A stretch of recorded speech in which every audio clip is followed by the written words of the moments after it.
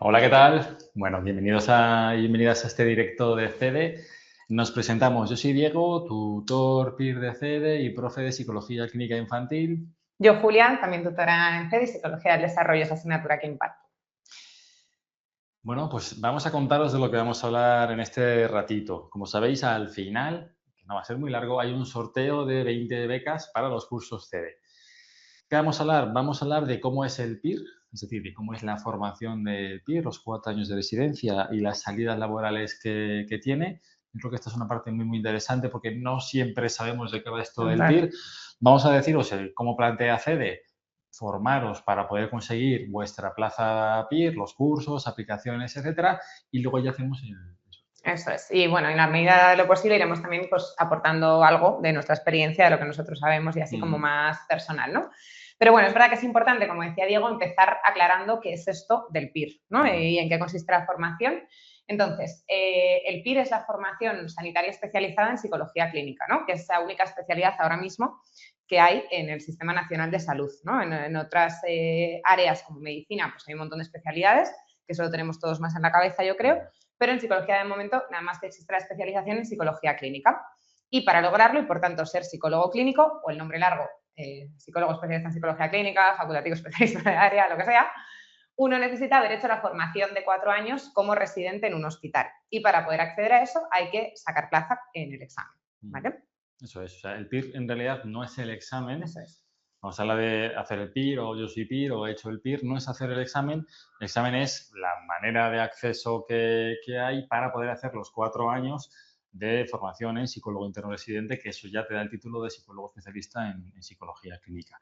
Como sabéis, las plazas han ido aumentando progresivamente y se espera que esta sea, es la que prometieron casi 500, no creo que lleguemos a 500 el año que viene, pero la tendencia es aumentar bastante cada año. Desde hace 3 años ha habido un aumento, un acelerón Importante. considerable porque es una necesidad, ¿no? Que todos vemos que haya más psicólogos clínicos en la sanidad pública.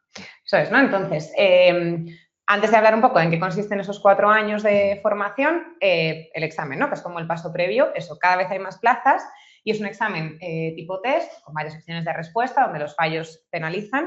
Es verdad que es un examen exigente en tanto en cuanto pues, se presentan bastantes más personas de las plazas que hay y que hay mucho temario, pero es un examen asequible, la plaza se puede sacar y que nosotros insistimos mucho en que luego merece un montón la pena, porque es una formación pues, especializada, como el nombre indica, supervisada, con espacios de docencia, en fin. Y es una formación remunerada, Eso es. que también se puede decir, Sí, porque total. o sea, no conocemos, ¿no? En qué sitios o qué formaciones hay que te paguen Eso por es. formarte. Es una opción remunerada, tienes una relación laboral, eso sí, con un contrato formativo laboral con el sistema de salud de tu comunidad autónoma, en la que estés. Entonces tienes tus vacaciones, tienes tu cotización, cobras tu salario que va aumentando a cada año de residencia y mientras vas formándote con un nivel progresivo de responsabilidad. Vamos, que empiezas mirando y acabas haciendo, pero con supervisión en diferido. Eso es, ¿no? Y esto es súper importante porque, bueno, es un poco arriesgado quizá, ¿no? Empezar a atender a gente sin esta supervisión, sin esta responsabilidad gradual. Entonces, la residencia es un espacio privilegiado para ese tipo de aprendizaje que además permite eso, ¿no? Aprender con el esfuerzo que supone y, bueno, pues tener a pacientes en tus manos, que es una responsabilidad, pero a su vez un poco disfrutar del proceso, tener tiempo, si uno quiere hacer formaciones adicionales, tipo cursos o másters o así, eso, tener espacios de docencia en el hospital, en fin, ¿no? Como que es un equilibrio muy bueno entre la formación y el ejercicio profesional y además eso, ¿no? Que está pagado, que está supervisado, se trabaja en equipo, en fin, ¿no? Y además eso que te permite en esos 4 años conocer un montón de dispositivos. Claro. Esto que dice Julia de que hay docencia en el hospital, esto es interesante, ¿no? Porque ahí, depende del hospital, pero en general hay como un 20, un 15-20% de la jornada laboral es de formación. Esa formación puede ser en seminarios, pero puede ser supervisión de casos, puede ser en formulación de casos, puede ser que vaya un ponente a tu hospital a dar una charla de lo que sea, puede ser ver vídeos de otros profesionales y por esto te estás formando y estás cobrando, ¿no? Entonces hay una parte de formación muy importante, teórica también, pero además es que tenemos, no solo durante la residencia, sino también después, derecho a días de formación. O sea, tú puedes pedirte un día para hacer un curso, ir a un congreso y tienes derecho a ello y no gastas un día libre, o sea, que sigues cobrando, pero te has ido a un congreso a no sé dónde a formarte de algo que te interesa y luego llevas tu justificante de qué tal, porque claro, pero bueno, que también es una parte, o sea, que la formación es que de hecho luego sigue después y en esos congresos y demás, que es la otra parte, ¿no? Que no es solo la formación en lo laboral, que es lo más importante, claro, pero que haces una red profesional y personal también muy interesante, ¿no? De congresos, eventos, proyectos de investigación, etcétera. Eso es, ¿no? Entonces, más allá de esta parte así más docente, eso, ¿qué se hace en esos 4 años? Pues ir, lo que nosotros decimos, rotando por diferentes dispositivos o diferentes unidades, ¿no? Es decir, está el hospital y el resto de lugares que le pertenecen, ¿no? Como el centro de salud mental o unidad de salud mental según la comunidad autónoma, pues centros de adicciones, hospitales de día, en fin, ¿no? Como diferentes dispositivos, además del propio hospital, ¿no? Que tiene su planta de hospitalización, su servicio de interconsulta, en fin, ¿no? Entonces, se va yendo por todos esos sitios ejerciendo un rol, eso, ¿no? En función del año de residencia, de mayor o menor responsabilidad y aprendiendo, por tanto, de diferentes dispositivos, de diferentes profesionales, de diferentes pacientes, de diferentes gravedades, ¿no? Yo creo que esto de la gravedad es importante. Al final, lo más complejo y lo más grave acaba en el Sistema Nacional de Salud. Como sucede en la salud física, igual en la salud mental, al final las gentes que tienen una salud más frágil acaban yendo a la sanidad pública, o bien por medios de la sanidad pública, pero también porque las condiciones al final socioeconómicas de las personas con una patología crónica acaban impidiendo que puedan ir a otros sitios. Entonces, te formas en lo más grave. De verdad que luego lo que vemos en la residencia supera lo que estudiamos, pero con mucho. Y te formas en un contexto de seguridad. Otra cosa que ha dicho Julia, que me parece muy importante enfatizar, es que te formas rodeado de otros profesionales. Y a mí, el haberme formado rodeado de psiquiatras, enfermeros, neurólogos, internistas, trabajadores sociales, médicos de atención primaria, aprendes un montón de cómo es la red, de lo que hacen otros y también del encaje que tienes tú como psicólogo o psicóloga clínica en esa enorme red, lo que esperan de ti, lo que puedes aportar, que es mucho, y sobre todo lo valorados que estamos. O sea, al final, prácticamente todo especialista acaba derivando a psicología clínica por lo que sea. Eso es, ¿no? Y además yo creo que en esto es importante decir, no es lo valorados que estamos, porque nos hacemos cargo de nuestros pacientes, ¿no? Que a mí me da mucha rabia, que es verdad, ¿no? Que hay que protestar y hay que exigirle más al sistema y hay que tener más psicólogos y la gente merece un trato siempre mejor, ¿no? Pero también es verdad que la sanidad pública funciona, ¿no? Que los psicólogos clínicos que trabajamos allí tratamos a nuestros pacientes todo lo bien que podemos, que el sistema eso, ¿no? Está formado por diferentes profesionales que respondemos en equipo, ¿no? Entonces esta cosa del meme que el psicólogo te dice, ¿estás triste o no estás triste? Pues tampoco, ¿no? Que somos profesionales al final muy formados, que nos entregamos mucho, que eso, ¿no? Que compartimos el caso con el resto de profesionales y que cuidamos al paciente todo lo que se puede. Sí, por poner un ejemplo, ¿no? Cuando un PIR rota en el centro de salud mental, esa rotación es la consulta ambulatoria al uso, ¿no? Donde tu médico de familia o lo que sea te deriva al psicólogo, ¿no? Igual que te pueden derivar al psiquiatra o al traumatólogo y te atiende. El PIR cuando empieza con una agenda vacía, claro, acaba de llegar. Entonces, ahí para aprender, tú citas a la gente el encuadre que quieres y te supervisa el adjunto. Luego de adjuntos, ¿verdad? Y como vas acumulando pacientes, las citas se pueden separar, pero ahí tú tienes tu criterio clínico de este paciente es grave, lo cito, pues una conducta de personalidad, tengo que verla cada semana.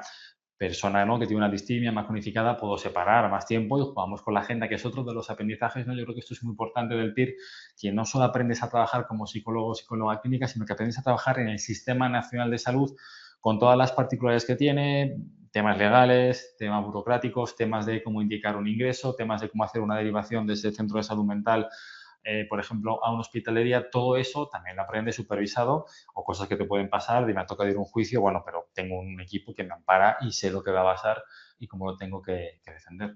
Total, ¿no? Entonces hay un montón de rotaciones por las que se va pasando y las que se va aprendiendo y hay una especialmente interesante siempre, que es la rotación externa, ¿no? Parte de ese contrato formativo de 4 años nos permite durante algunos meses, normalmente 3, 4, depende un poco del hospital, eso, ¿no? Trabajar en alguna unidad, algún hospital externo, digamos, ¿no? Esto puede ser uno de tu propia comunidad autónoma que, oye, pues tiene una unidad de trastornos de la conducta alimentaria que me encanta, o puede ser uno de otro continente, como fue nuestro caso, ¿no? Obviamente hay que justificar que tienes ¿no? un interés en eso, que te vas a formar, bueno, eso lo aprueba el hospital, lo aprueba la Comunidad de Madrid, quiero decir, ¿no? Que no es un billete de avión a donde tú quieras, pero sí te abre la puerta a conocer sitios completamente distintos, ¿no? Ya no solo geográficamente, sino dispositivos diferentes, ¿no? A mí, por ejemplo, me permitió como aprender en un sitio que solo hacían terapia dialéctico-contextual, entonces aprenderla como de una forma muy profunda, muy estructurada, manualizada, en un dispositivo privado, que yo no había tenido la oportunidad de, obviamente, ver cómo se trabajaba allí, ¿no? Entonces, bueno, como que es una oportunidad, yo creo, súper interesante también. Di el país, no... En Buenos Aires, claro, en Argentina. Sí, sí, que también, importante. Oye, suma, claramente no, suma. Cuando hablamos de que puedes ir donde quieras, que es donde quieras. Eso sí, como tú sigues cobrando tu salario de la sanidad pública, tienes que ir a un centro de prestigio y que el hospital te lo apruebe. No es, me voy a la clínica del doctor Paco. No, vas a un sitio que está y que te justifica las horas, certifican. Y de verdad que eso, o sea, yo siempre digo, cuanto más lejos te puedas ir, mejor, porque la salud mental es tan compleja que el cambiar de sitio, cambiar de continente, te abre la cabeza. Julia se fue a Argentina, yo me fui a Estados Unidos, yo me fui a Nueva York, y yo allí, como por ejemplo, esto que luego estudiamos en los libros, de que los delirios y las alucinaciones dependen de la biografía y del contexto, pues efectivamente lo vi. No, en España la gente, pues sus delirios y alucinaciones pues son cosas religiosas, cosas de los vecinos. Allí pues estaban con los ovnis todos, ¿sabes? Es una cosa que aquí casi no se ve y es como, joder, que esto...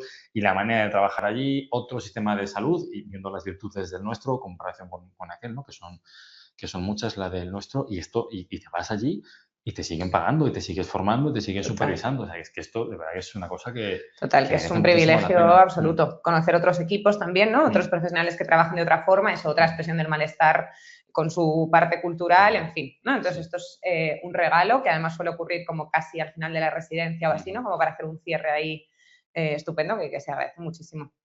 Sí.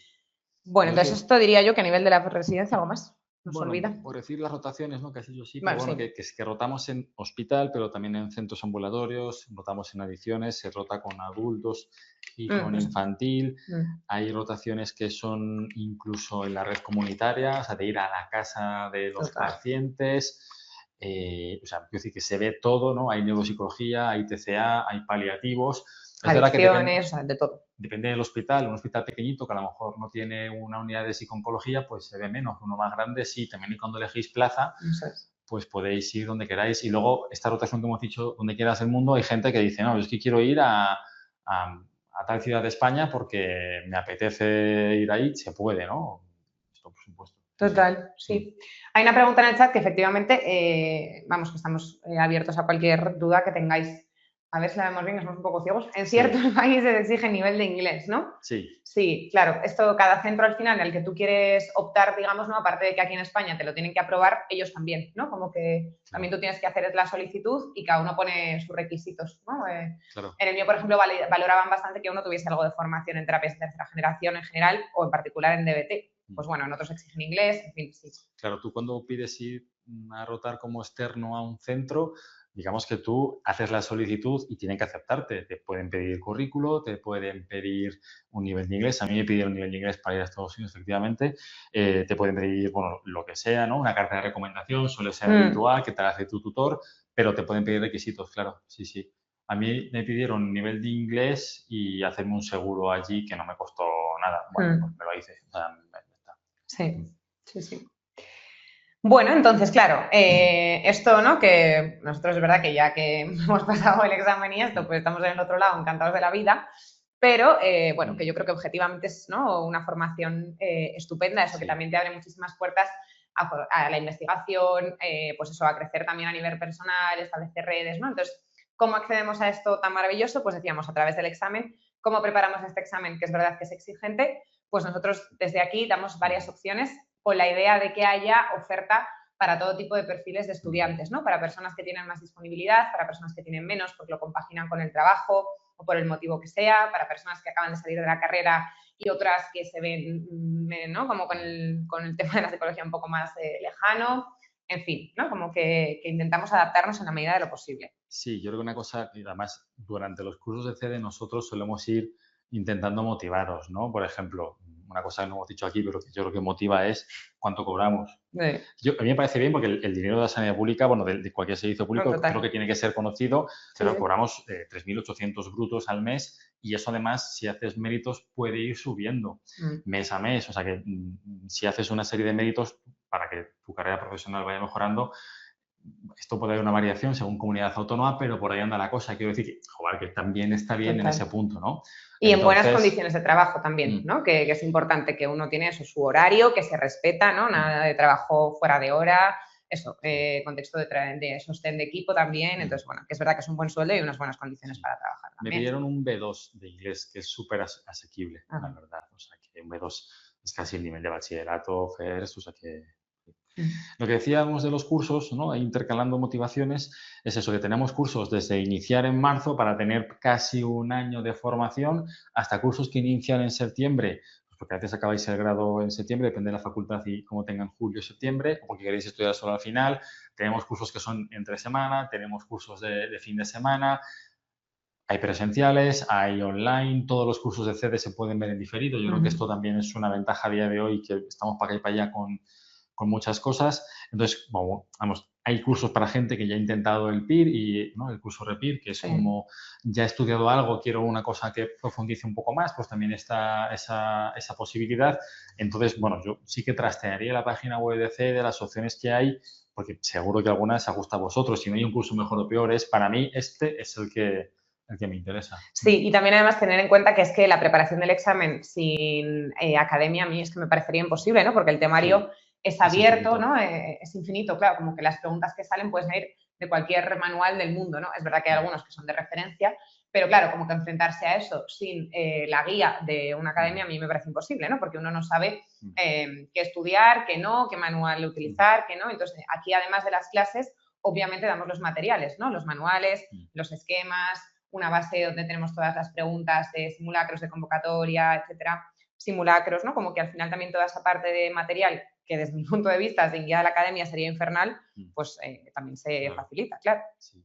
Hay una pregunta, dice que si algún hospital que has elegido no tuviera alguna especialización, por ejemplo, oncología, si puedes ir a otro hospital sin que sea rotación externa.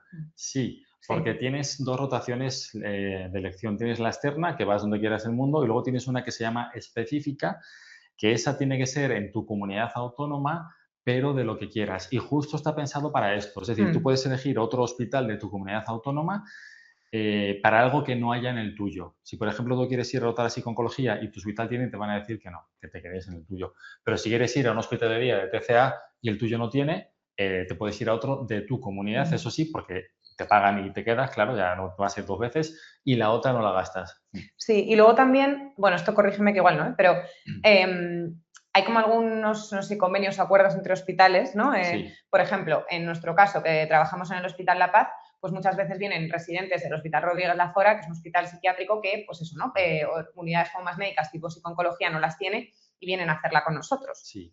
Hay muchas rotaciones que si los hospitales tienen convenio, o sea, para que un hospital tenga una plaza PIR, tiene que garantizarle al ministerio que puede cubrir toda la formación. Los que no tienen suficientes unidades acuerdan con otros hospitales que sus residentes roten ahí y eso no le cuenta al residente como rotación externa, porque es el pacto con el ministerio. Entonces, esto pasa en psicología, pero pasa en otras especialidades, ¿no? Claro. Hay hospitales pequeñitos que no hacen trasplantes de corazón y el cardiólogo se va a otro y eso no se lo cuentan como externa, pero bueno, tiene que saber hacerlo porque luego no sé a dónde va a trabajar.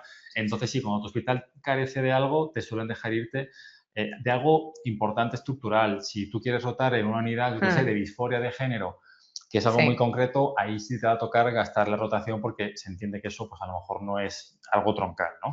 Pero para cosas básicas no hay problema. Eso es. Volviendo al tema eso, ¿no? de la preparación del examen, a mí me parece importante también esto, ¿no? Lo que contaba del material y todo lo adicional, que yo meto ahí la base de preguntas, los simulacros y así, que es absolutamente fundamental, porque hay que aprender el contenido del examen y la técnica de examen. Y luego también que en esta línea de intentar acompañar de la forma más eficaz posible, en la academia contamos también, no es por barrer para nuestra casa, pero con un equipo de tutores en el que estamos y que es altísimamente eficaz y estupendo, pero con el que yo creo que se facilita la tarea, ¿no? Porque nosotros vamos ahí dando como una especie de guía, resolvemos las dudas respecto al horario de estudio, a veces aliviamos angustias también, intentamos motivar, ¿no? Y esto en el camino, que hombre, suele ser largo, hay gente para todo, que no es que estemos aquí 10 años opositando todos, pero bueno, normalmente, pues oye, sacarlo a la primera igual es extraño, pero puede pasar. Pero bueno, la segunda, la tercera, yo qué sé, ¿no? Que al final son muchos meses de estudio donde uno a veces tiene dudas, tiene que hacer cambios en su horario de estudio, se ve muy desmotivado, en fin, ¿no? Y ahí el equipo de tutores yo creo que echa un cable que es importante también. Sí. Yo quiero hablaros de los materiales de CEDE, pero antes voy a hacer dudas frecuentes que creo que podéis A tener. ver. Una es, si elijo Plaza Pir y no me toca el hospital que yo quiero, ¿qué pasa? No se puede cambiar el hospital. Si tú quieres quedarte en Jaén y no te llega para Jaén y te toca irte a Sevilla, te toca irte a Sevilla. Podrías utilizar las rotaciones estas que hemos dicho para irte a Jaén, pero no se puede cambiar, ¿vale? Hombre, puedes renunciar, pues es un poco Puedes renunciar, loco. pero ahí tú te Claro, veas. es muy arriesgado, porque luego el año que Sí. viene si no sacas plaza, ¿qué haces? Otra duda frecuente es, ¿qué pasa al acabar los 4 años de residencia? Al acabar los 4 años, tienes el contrato con tu hospital, te dan el título de especialista y tienes que buscar trabajo. Lo más frecuente en casi todas las comunidades autónomas, bolsa de empleo. Te anotas y te llaman. ¿Por qué orden te llaman? Por experiencia y por méritos. En casi todos los sitios hay alguna excepción, pero suele ser así. Y luego tienes que hacer un segundo examen oposición para ya tener tu plaza fija. Aquí eso es ya mucho más fácil porque ya no van miles de personas para 300 plazas, ya ha habido un filtro y luego tienes tu plaza fija. Un inciso para decir que esto ocurre en todas las especialidades del Sistema Nacional de Salud, Sí, sí, ¿no? Como claro. que uno piensa, qué estafa, haces el PIR, que es súper difícil y luego no te garantizan el trabajo. No, pero tampoco si haces la residencia en cardiología, en anatomía patológica o el FIR si eres farmacéutico especialista, ¿no? O sea, como que todo el mundo que hace la residencia, eso de 4 o 5 años, según la especialidad, termina y en teoría no tiene trabajo. Es verdad que es muy, muy infrecuente. Todo el mundo acaba teniendo trabajo, pero oficialmente no tienes una plaza en propiedad en ninguna especialidad. Claro. Pero os digo que desde hace mucho tiempo, Julia y yo, antes de acabar la residencia, ya sabíamos que nos quedábamos trabajando donde estábamos. Y esto es lo habitual. Al final llevas mucho tiempo formando en un sitio, te conocen, la necesidad está, si se aumentan plazas PIR, se aumentan plazas de adjuntos, evidentemente. Entonces, no hay desempleo después de la formación especializada. Otra cosa es que uno quiera, pues yo quiero trabajar en infantil con TEA. Bueno, pues a lo mejor una cosa muy concreta te toca esperar un poco, ¿no? Pero trabajo... Vamos, total. Creo que son como dos dudas habituales que podéis tener, ¿no? Porque no se suele saber. Y otra duda habitual es si durante la residencia se puede hacer otra formación. Sí, de hecho es frecuente que la gente, además de hacer el PIR, pues se haga un máster, ¿no? Si te interesa, yo qué sé, las terapias contextuales, te haces de forma paralela un máster en eso, o la neuropsicología es habitual también, por ejemplo. Eso se puede, se permite y de hecho se fomenta, ¿no? Sí, dentro de que es eso, ¿no? Que la residencia es como muy buena oportunidad para ver a muchísima gente que sabe un montón y por tanto ver muchísimas perspectivas, ¿no? Y que igual te descubres eso, interesándote por cosas que creías que en principio no te van a interesar, haciendo un curso de no sé qué, de lo que no tenías ni idea, en fin, ¿no? Como que la curiosidad está súper presente y se puede hacer, claro, pues lo que cada uno quiera en formato que se quiera, ¿no? Máster, curso, yo qué sé, curso breve de fin de semana, curso experto, lo que sea. Sí. Y se puede investigar. Si tenéis interés en investigar, en un hospital de la sanidad pública es donde más muestra de pacientes hay, datos. Muchos hospitales tienen un área de bioestadística que te ayuda bastante para ello. Entonces, también esa parte, quien quiere investigar, hacer tesis, etcétera, no digo fácil, hacer una tesis no es fácil, investigar o publicar un paper no es fácil, pero es muy asequible y siempre tienes gente que está investigando y empiezas mirando cómo se hace un proyecto, no sé qué, y luego ya pues vas haciendo tú. Sí. Yo creo que está muy bien. Y bueno, volviendo un poco al tema, yo creo que es importante hablar de los materiales de CEDE, porque tenemos por un lado los manuales, que los tenemos en formato físico de papel, porque hay mucha gente que nos sigue diciendo que en papel estudia mejor, pero también lo tenemos en versión digital, que esto es una novedad de este año, para comodidad, es decir... A los que estudian mejor sin papel. Sin papel, sí. O porque me voy a no sé dónde, no me voy a llevar 3 libros, pues me llevo 3 digital, o sea, ahí está. Y luego también, si os apuntáis a cursos que tengan clase, que son todos menos el curso a distancia, tenéis los esquemas resúmenes, que son un resumen de los manuales, bueno, para seguir las clases y también para poder hacer esa segunda o tercera vuelta de estudio de una manera más eficiente, que ayuda bastante, aunque podéis hacer otros esquemas, claro. Sí, también además en los materiales está muy bien que viene normalmente como la síntesis de preguntas de años anteriores, señalizado cuándo han preguntado por este epígrafe en concreto, ¿no? Entonces también ahí te coloca un poco. Sí, hay una pregunta. Sí. Ah, sabía que iba a ser una pregunta frecuente y se me ha olvidado. Es verdad que es una pregunta frecuente, es muy buena pregunta. Muy buena pregunta. ¿Se puede compatibilizar la residencia con un trabajo a tiempo parcial por cuenta ajena? Negativo. ¿Se puede compatibilizar únicamente con colaboraciones docentes? Pero tener otro trabajo a la par que ser residente, no. Uno firma con el contrato una exclusividad con el Sistema Nacional de Salud. Eso es, sí. De hecho, al acabar tienes que pedir permiso que te lo dan. Pero durante la residencia se supone que estás dedicado, de hecho lo de psicólogo interno o médico interno residente es casi literal de te dedicas a esto. Entonces no puedes tener un contrato, por ejemplo, de 12 horas con una clínica privada. Sí puedes, por ejemplo, dar una charla en la universidad y que te la paguen, eso sí.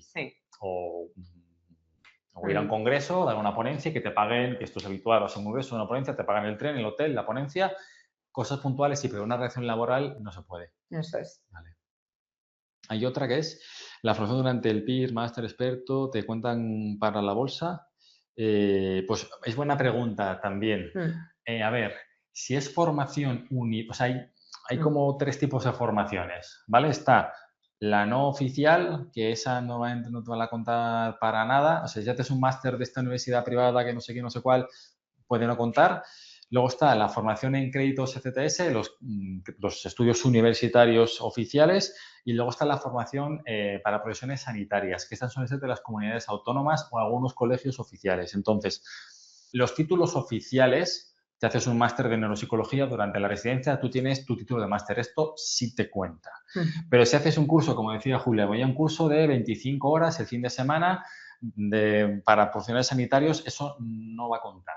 ¿Vale? Entonces, titulaciones oficiales, sí. Si tú haces la tesis durante la residencia, no te van a quitar que te cuente la tesis que cuenta muchísimo para luego, no, ni mucho menos, o un máster oficial. Pero si es un curso de estos de medio año, no sé qué, que son formación para especialistas ya, eso no cuenta, ¿vale?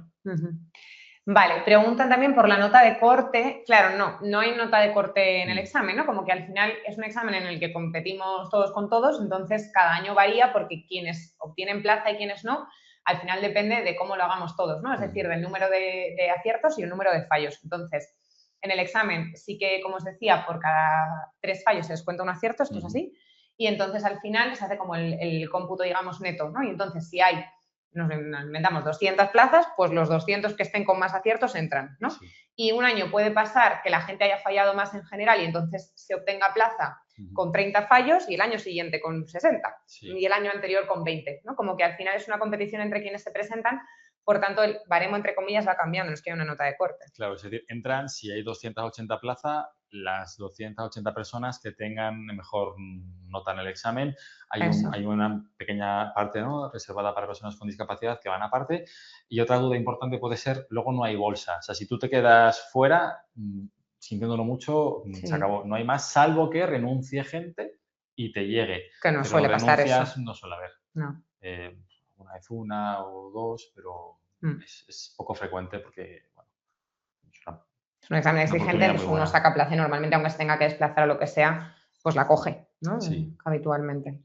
Es verdad que, aunque si te toca irte de tu ciudad puede ser un poco fastidio, pero en general trabajamos de lunes a viernes. En algunos hospitales hacemos guardias. Ahí sí te puede tocar hacer una guardia, pero una al mes, como mucho, pues que en algunos sitios igual te toca hacer una guardia un sábado o un domingo, bueno, pues ese fin de semana lo tenías bloqueado, pero salvo eso, trabajamos lunes, viernes, normalmente 8 o 3, y tienes a las 3 acabado, ya según, hombre, pues no sé, irte de Murcia a Galicia puede ser difícil, ¿no? Si toca muy lejos, pero contamos también con esa parte de que tenemos un horario bastante regular que está bien, ¿eh? Sí, y luego también, ¿no?, ya que antes del sueldo de los facultativos, digamos, el sueldo de los residentes, que es una pregunta yo creo que también interesa, imagino, ¿no? Claro, eso, se va cobrando más cada año, el sueldo, hay una parte del sueldo base, ¿no?, que varía entre comunidades autónomas, ¿no? No, el base creo que es igual, ¿eh? Sí. Puede ser, que yo con esto me lío. Y una parte como adicional que nosotros llamamos de atención continuada, que eso en cada hospital varía. En el nuestro, por ejemplo, se hace mucha neuropsicología y grupos como psicoeducativos, de mindfulness y tal. En otros hospitales se hace como consulta ambulatoria, eso depende, ¿no? Sí. Pero más o menos, ¿cómo se puede empezar el sueldo de R1? Me acuerdo. El salario base de todos los internos residentes, de un MIR o de un PIR o de un FIR, un BIR está en torno a unos 1.200, 1.300 primer año sin hacer nada extra. Pero en todos los sitios, igual que los médicos hacen una o dos guardias y les suman 400 euros por guardia más o menos, depende del año, depende de residencia y demás, nosotros hacemos lo que se llama atención continuada, que son unas horas extra que haces por la tarde en función del hospital más o menos y eso lo cobras porque lo estás trabajando, evidentemente. Entonces ahí puede variar bastante, es decir, se puede llegar desde los 1.600 en el peor de los casos hasta, no sé, de R4 cobramos nosotros unos 1.000, y bastante. Sí, casi. O sea que la Sí, horquilla sí. puede ser amplia en función de lo que hagas. En algunos sitios esas horas son obligatorias, hay que hacer 3 pacientes extra por la tarde, en otros es opcional y ahí juegas tú con quiero hacer más o menos. Ahí ya vas viendo. Eso es. Vale. Yo diría también de las aplicaciones de CD, yo creo que merece la pena. Sí. Tenemos 3 aplicaciones, CD Memory, CD Pirgo y CD Exam. CD Memory, que es igual que CD Pirgo, solo que es versión de móvil o de ordenadores, como las tarjetas Anki's, que es un sistema de estudio inteligente donde tú vas viendo el temario que tienes que estudiar y tú le dices a la aplicación si te acuerdas o no. Y en función de eso te va a aparecer otra vez ese material de estudio. Si te acuerdas, si yo me aparece, por ejemplo, sistema de clasificación de las demencias corticales, subcorticales, etc. Esto me lo sé. Pues mañana me aparece, igual me aparece dentro de 15 días. Y si dentro de 15 días me lo sigo sabiendo, me aparece igual dentro de 3 meses. Pero si digo que no me lo sé, me aparece mañana. Si mañana no me lo sé, pasado. Y si pasado ya me lo sé, me aparece, pero como me ha costado, pues no dentro de mucho, sino, bueno, vamos a repasarlo. Y es una manera muy eficiente de estudiar, complementaria a lo que hemos dicho antes. Y también CEDEXAM, para hacer los simulacros o para hacer exámenes o convocatoria. En CEDE tenemos unos 20 simulacros al año y tenéis todos los exámenes PIR de la historia, es verdad que yo no me iría muy lejos para hacer. No tiene mucho sentido. Y además comentados. Entonces, esto ayuda mucho. Si coger el examen del año pasado, hace 2 años, leerlo y decir, vale, aquí dieron por correcta la B y es por esto de verdad que os ayuda mucho y hacemos un esfuerzo muy grande en comentar las preguntas, en argumentarlas y razonarlas, porque hay una parte de memoria, pero hay una parte de entender, ¿no? Esto es psicología y eso... Sí, y que, vamos, yo es que soy una fiel defensora de CEDEXAM, me parece fundamental, porque además eso, ¿no? Tú puedes ponerte ahí a hacer el simulacro entero o puedes simplemente, oye, estoy estudiando psicopatología, es el final de la tarde y me hago 25 preguntitas, ¿no? Y entonces, aparte de entrenarte, lo que decía Diego, ¿no? En el contenido, un poco en lo que vienen preguntando y en la propia técnica del examen, uno va viendo también su propio feedback, ¿no? Oye, pues llevo una semana estudiando esta asignatura y resulta que he hecho preguntas y he fallado un montón, ¿no? Entonces, yo creo que CEDEXAM hay que integrarla claramente en el estudio, aparte de los simulacros, que por supuesto también. Sí. Preguntan si se puede saber el número de plazas por hospital, ¿son públicas? Sí. Cuando se hace la convocatoria el Ministerio de Sanidad hace la convocatoria de los exámenes PIR, MIR, que suele ser por septiembre, y ahí dice cuántas plazas salen y cuándo es el examen. Y ahí es verdad que está en la página del ministerio, es decir, que estas páginas hay que saber buscar y demás, porque, bueno, es complicado, pero sí son públicas. Es decir, pero públicas antes el examen. Y tú cuando eliges la plaza, por supuesto, sabes las que hay. Sí, claro, las plazas son públicas. Normalmente, claro, en hospitales más grandes suele haber más plazas, ¿no? En el nuestro había 4 plazas PIR, ahora tenemos 6 de cara al año que viene. En hospitales más pequeños igual hay 1, hay 2, ¿no? Como que también varía en función de eso, claro. Iba a decir otra cosa acerca de esto de las plazas. Bueno, ya me vendrá. Dice, la verdad es que estáis explicando todo súper claro, muchas gracias, qué bien. Es que es verdad que que del PIR se sabe poco, ¿no? Se sabe muy poco. Examen y tal, pero yo cuando empecé el PIR pensaba que iba a ir 4 años a una consulta en un hospital. Total. Y mi primera rotación pues era en un centro de día para personas que tenían esquizofrenia crónica, subaguda, crónica, y trabajábamos con ellos en el centro de día, pero también para que se rehabilitaran el funcionamiento de la comunidad. Y eso como que yo no lo tenía. Íbamos a casa con ellos, conocemos a las familias, que ver las familias de trastorno mental explica muchas cosas. Esto de verdad que es genial. Entonces, yo esto no lo sabía, ¿no? O que tenía días para decir, me voy a hacer un curso y pido el día y lo sigo cobrando. Total. Y que descubres eso, ¿no?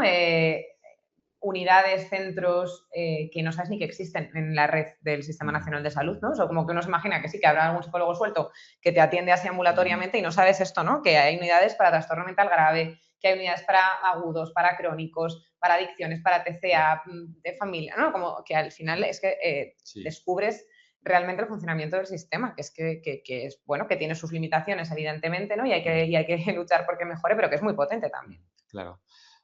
Por ejemplo, la rotación en urgencias me pareció... Ya sé lo que decir. Vale, dilo, que hay un par de preguntas. Vale.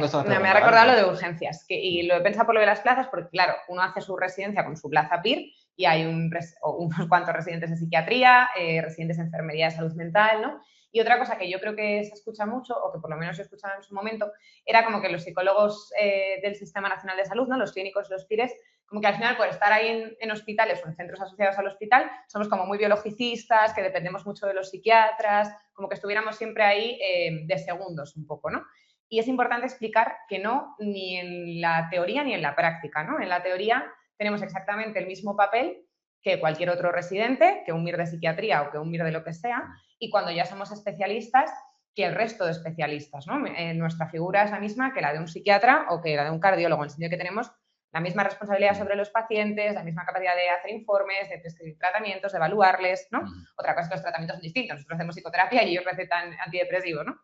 Pero que somos independientes, ¿no? Dentro de que muchas veces compartimos pacientes, no vamos como al rebufo de ellos, ¿no? No tienen que pasar por ellos para luego llegar a nosotros, no somos como la segunda opción. De hecho, hay pacientes que llevan psiquiatría, otros que llevamos los psicólogos y otros que llevamos compartidos, ¿no? Pero que no es verdad esta cosa ni de ir ahí un poco en función de ellos, ni del enfoque biologicista, que por supuesto que no, porque somos psicoterapeutas, ¿no? Como súper formados cada uno en el modelo desde el que trabaja y hacemos psicoterapia, ¿no? No estamos psicoeducando a la gente que tome fármacos. Claro. De hecho, por poner un ejemplo, si yo tengo un paciente que atiendo y otro especialista lo quiere derivar a psiquiatría porque cree que hace falta, yo puedo negarme a esa derivación. Digo, no, está conmigo, yo decido si va o no a psiquiatría. Otra cosa es que a mí me pueda parecer bien y acceder o no, y que lo hablas con el paciente, ¿no? Pero que y hay preguntas, ahora contestamos, pero me parece al hilo de esto, yo te pregunto aquí por ahí, que en el Sistema Nacional de Salud hay como una serie de categorías profesionales que está tipificado y nosotros somos la A1, al igual que es un cardiólogo o un psiquiatra. Y esto te da una serie de competencias por tener el título de psicólogo en psicología clínica, que otros títulos no lo dan, porque el título sirve para poder trabajar, pero también te da el estatus. Y esto es muy importante, porque es verdad que esto hasta hace unos 25 años no lo teníamos y ahí sí pasaba que tú no podías ser un paciente tú solo porque no eras autónomo, pero ahora sí.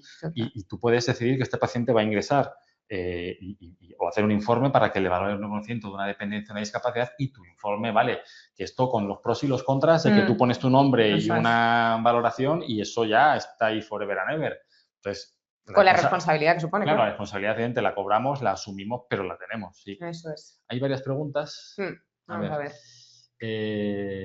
Vale, ¿el temario es parecido o coincide algo con el del Máster General Sanitario?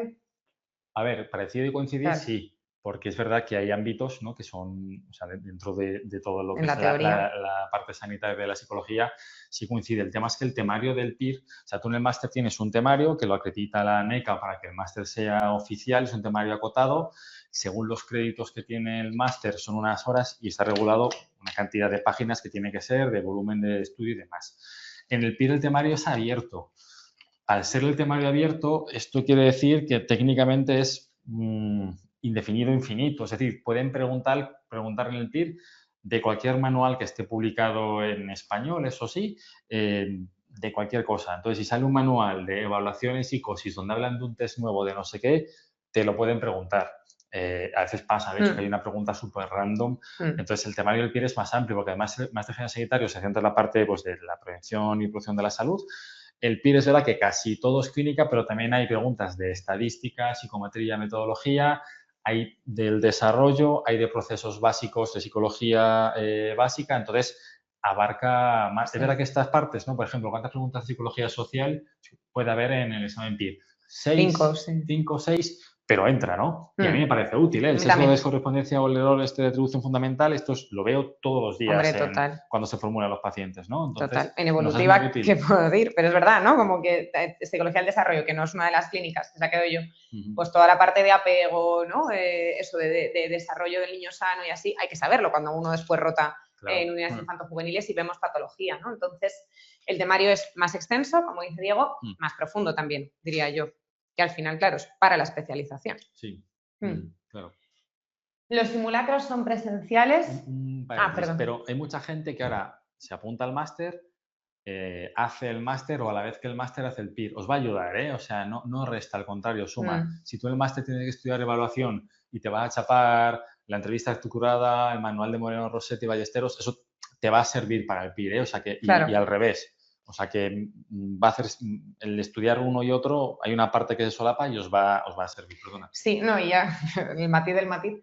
Eso, ¿no? Que hay parte del contenido que es compartido, pero es verdad que son dos formaciones distintas y excluyentes entre sí, ¿no? Como que la única forma de acceso al Sistema Nacional de Salud es la vía PIR, ¿no? Es la especialización y ya está. Sí. ¿Hay alguna pregunta más? Yo sí. creo, ¿no? Si los simulacros son presenciales. O sea, no todos. Eso es. De los 20 simulacros, no sé cuántos, depende del año, pero sí hay algunos que se hacen presenciales, pero no todos, ¿vale? Eso es. Y claro, los simulacros, el sentido que tiene, aparte de hacerlos y ver si uno mejora o no mejora, cómo va en comparación con los demás, bla, bla, es ver que aciertas, que fallas, ¿no? Como corregirlos con un sentido, al final. Sí. Ya que se procura mucho con todos los comentarios de preguntas y así. Se puede ver el plan de salud mental del hospital, es decir, qué rotaciones se hacen de antemano.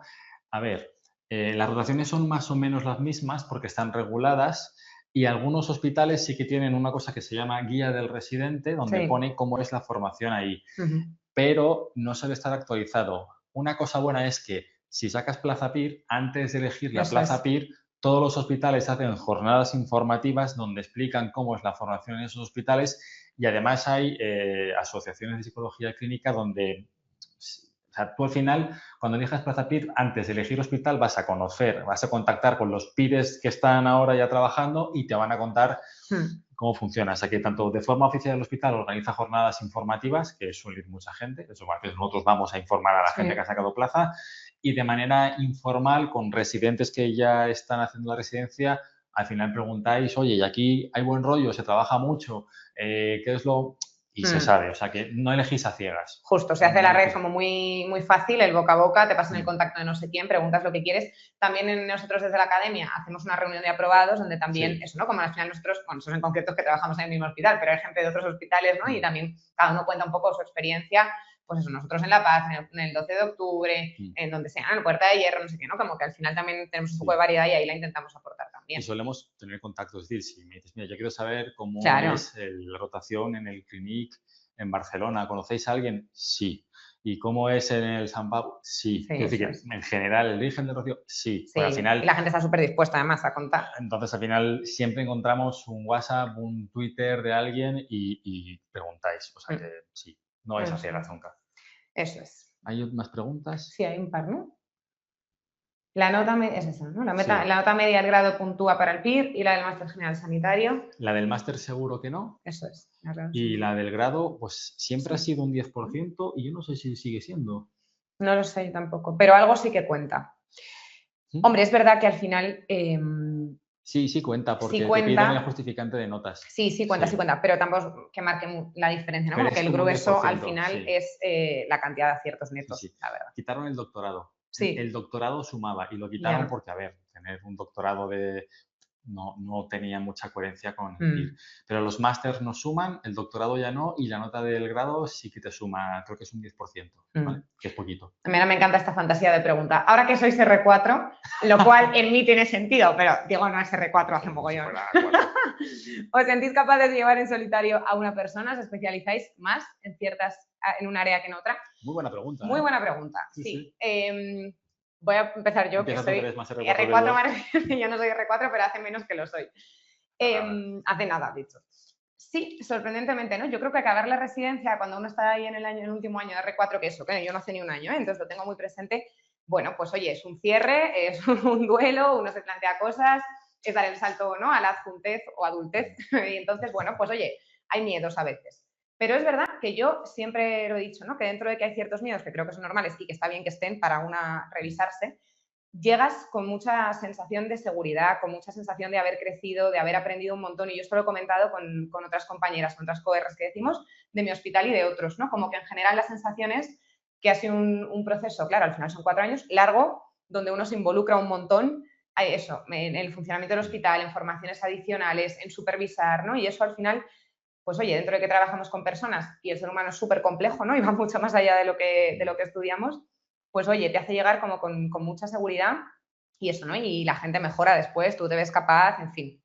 Yo diría que sí, claramente. O sea, sí que es habitual especializarte en más cosas, pero lo que es tener la base para saber que te venga lo que te venga, vas a saber más o menos encaminarlo y si no saber que este paciente además tengo que llevar a psiquiatría, a trabajo social, a lo que sea, eso sí, porque has visto tantos casos, a tanta gente trabajar y situaciones tan complicadas, tan extremas al final, que tienes las tablas suficientes para decir, bueno, esto va a costar, pero tengo seguridad. Sí, que se desarrolle un poco también el ojo clínico al final, ¿no? Sí. Vale, preguntan si se sorteado las becas. No, todavía no, ¿vale? Lo hemos dejado para el final precisamente por esto, que igual había gente que no podía, pero cuando acabemos de contar, que no nos queda mucho en realidad de contar, y si tenéis alguna duda a ponerla, las sorteamos. Sí, yo creo que, ¿no? Tenemos algo así más pendiente, interesante, está todo. Creo que hemos contado lo fundamental del PIR, de la residencia en sí, del examen. Una cosa que yo voy a preparación. aportar, así desde a modo de anécdota personal, es que, claro, esto ahora lo contamos y uno dice, bien, suena bien, tal, la residencia estupendo, la vida facultativa estupendo, el examen será difícil, pero vamos allá, tal. Y yo recuerdo, yo estaba en ese mood, por lo menos. Yo recuerdo el día que vine a por los materiales aquí a la academia, ¿no? Y entonces me llevé todos los manuales, todos los esquemas, el libro de síntesis de preguntas, la guía de tratamientos, y yo, que iba con mi padre, que es médico, o sea, ese señor también se ha enfrentado a un examen MIR, me dijo con una cara de pánico, ¿estás segura? Y yo dije, sí, pero ¿por qué no inconsciente? Pero uno se impacta porque es muchísimo material. Luego la gente, tú estás ahí en el proceso o tomando la decisión y te dice, ¡buah!